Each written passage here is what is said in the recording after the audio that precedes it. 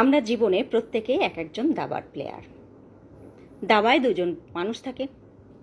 এখন যে হেরে যায় সে তার মুভমেন্টটা এরকম থাকে, তার প্লেয়িং মুভমেন্টটা এমন থাকে যে অপরজন যখন অ্যাটাক করে এ অ্যাটাকের বিনিময়ে অ্যাটাক না করে বা প্রোটেস্ট না করে নিজেকে প্রোটেক্ট করার চিন্তা করে। হ্যাঁ, ও সবসময় ভাবে আমার মন্ত্রী ঠিক আছে কিনা, আমার রাজা ঠিক আছে কিনা, অতবার এক এক এক এক করে সে হাতি, ঘোড়া, সৈন্য সমস্ত কিছু সামনে এগিয়ে যেতে থাকে এবং নিঃস্ব হতে হতে হতে হতে লাস্টে রাজা মন্ত্রী সব হারিয়ে সে হেরে যায় গেমে।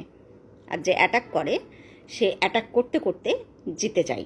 আমাদের বাস্তব জীবনে দেখুন, আমাদের পার্টনার বলেন, আমাদের আত্মীয় স্বজন বলেন, কোনো না কোনোভাবে আমাদের অ্যাটাক করে, আমাদের অর্থর দিক থেকে আমাদের নষ্ট করে, আমাদের কথা দিয়ে আমাদেরকে আঘাত করে, সম্পর্ক বিনষ্ট করে আঘাত করে, অনেক কিছুভাবেই আমাদেরকে কিন্তু অ্যাটাক করে।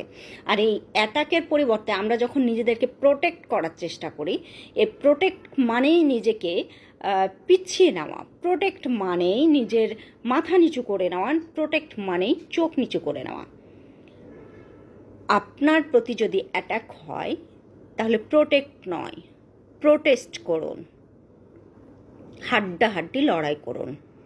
তারপরেও যদি হেরে যান তাহলে ভাববেন এটা আপনার ভাগ্যে ছিল না বা হেরে যাওয়াটা আপনার জন্য ভালো কিছু, ঠিক আছে?